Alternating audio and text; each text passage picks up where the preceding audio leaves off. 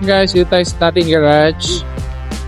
Lagyan natin tong One of the best looking K-car, Spacia Gear.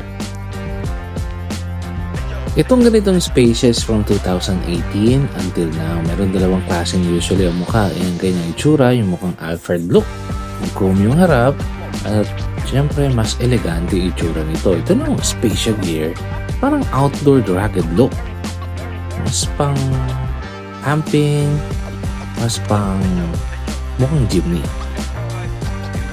They are basically the same, iba lang yung mukha and also the taillight, but the features, yung ground clearance, yung size, pareho lang.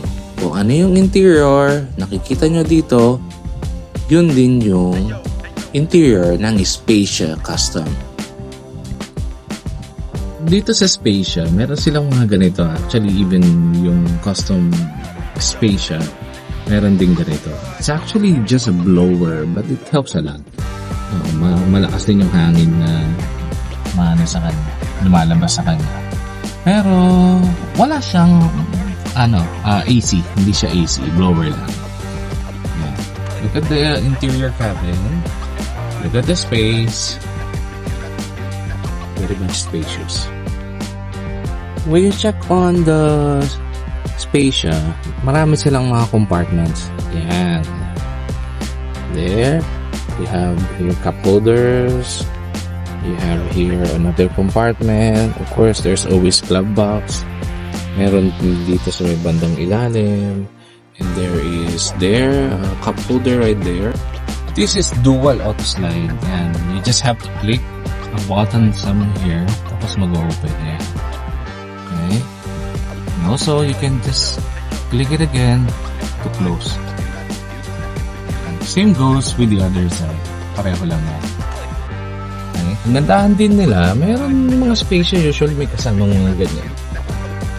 Okay? Parang screen. Para medyo privacy. Also, minsan para mas relaxing din kapag nagbabiyahe, lalong-lalo na kung maaraw. Look at the headroom. Luwag. Once you release the brake pedal, aabante na siya. Not as fast, no? Pero aabante na. It's good enough for acceleration. Ay, ngayon, pagka gas pedal mo, pitik-pitik na lang, konti-konti na lang halos yung aabak mo para lang bumabante siya. I have experience na yung mga ibang mga cars, may mga ganong cars na you really have to press on the pedal pa bago umabante. Which are mga engine yan, mas malalaki kaysa dito na. Just for comparison.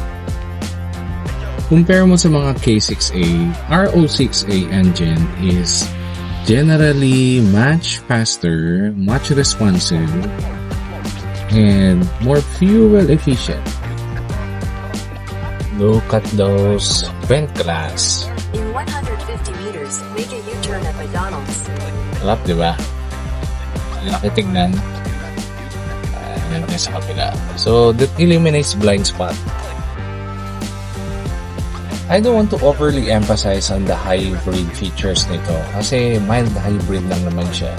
Just having the battery for extra push or perhaps pag binitawan mo na yung pedal, the battery would work in the alternator para mas tipid sa gas. Pero more than that, wala na. So hindi ito yung mga hybrid talaga na you can switch on gas and battery. Hindi ito ganun. So, just to temper expectation, pero matipid pa din ha. At very useful pa rin yung pagka-hybrid niya.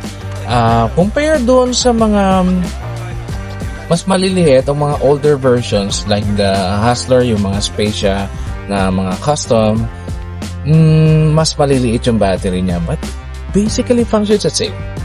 I know what it feels like to drive a subcompact or sedan. Hindi ganito kaluwag. Ito talaga very spacious, yung legroom, even on the driver's side. Yan, kitang-kita nyo, very comfortable. maalwan i-drive. Now, if you're a passenger at the back, wala nga rin problema. Maluwag ang legroom. Kitang-kita nyo yan. I'm 5'9". Mas comfortable ito actually compared to other sedans. Yan.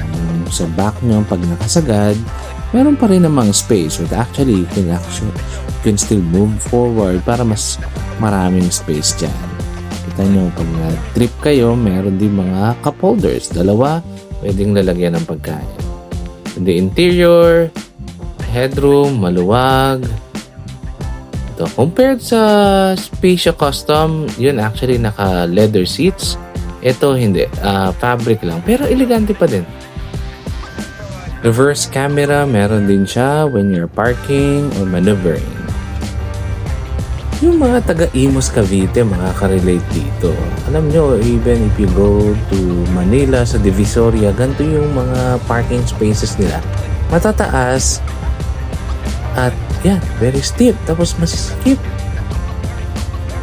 Nakita nyo, hindi yun biro ha.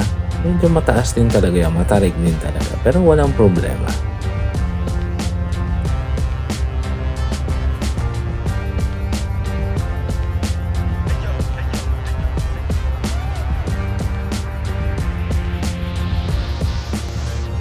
Itong portion na ito, very challenging. Pag tinignan yung wall, maraming gasgas yan.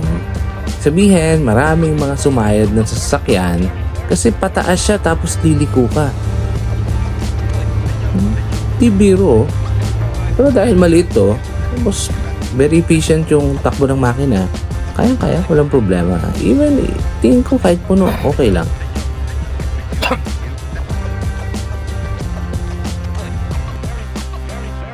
Tignan nyo. Ang ganda, di ba? Yan, Spacia gear. Ibang itsura niya dun sa Spacia Custom. Pero, parehong maganda. So, dinala natin sa Laguna to try out yung mga pataas dyan. Going to Pansol. I think I have a video of that. Wala rin naging problema. Hindi biro yung mga pataas ha. Matataas din talaga. Even on the highway, kayang-kayang sumabay. It's not as fast as other cars na talagang pang highway. This one, medyo struggling sa highway. But if you're not really on this looking for the speed, walang problema to. Kayang-kaya pa rin kahit mga 120 kilometers per hour. Sa city driving, ito, dito siya talaga pinaka mas okay. Again, dahil easy acceleration to, once you just release the brake pedal, tapos konting pitik lang doon sa gas pedal, mas tipid siya, mas responsive din siya. Yan, kita nyo doon, even ng mga village natin, walang nagiging problema yan kasi ginawa talaga siya para dyan eh. Ito, yung Japan, mas sikip pa yung kalsada. Medyo maluwag pa to. Sa atin, dahil siyempre maraming mga nakapark na sasakyan sa kalsada, medyo sumisikip din. But again, wala nagiging problema. At doon mo siya makikita actually na mag-strive. Parang doon talaga siya ginawa. This is one of our footages dun sa driving natin sa highway. Usually pag highway 60 to 80, sweet spot na yan.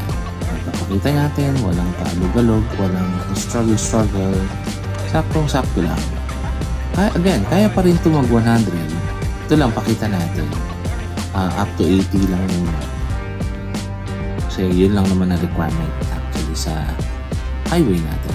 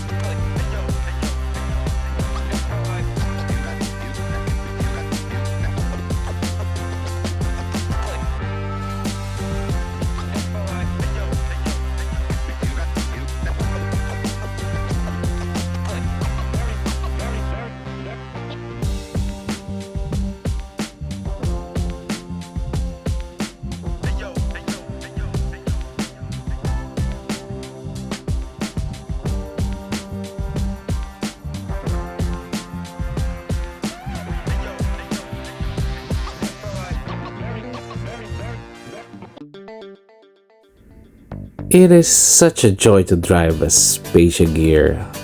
Wala akong masabi. Okay na okay siya. All the K-cars is one of my favorite. The looks, the performance. Again, sa kanya lahat. Ang complaint ko lang dito yung shock niya sa likod. Medyo on the soft side. Kaya kapag puno ka, medyo talagang tatama sa mga humps. Kung may mga lubak, medyo ramdam na ramdam mo.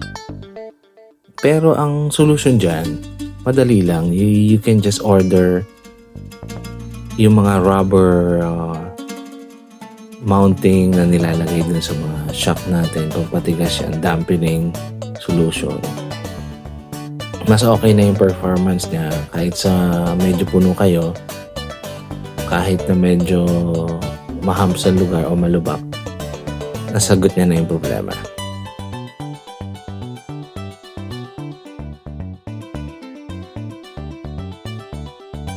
Yung headlights na yan, fog lights na yan, malakas. Hindi mo na kailangan upgrade. If you want, still, pwede rin naman kung gusto mo ng mga yung all-weather, yung mga pang medyo madilaw para yun sa pag umuulan.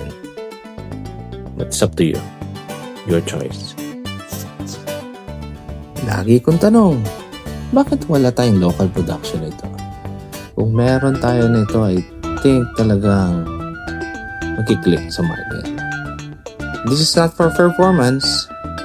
This is for space, for comfort, for daily.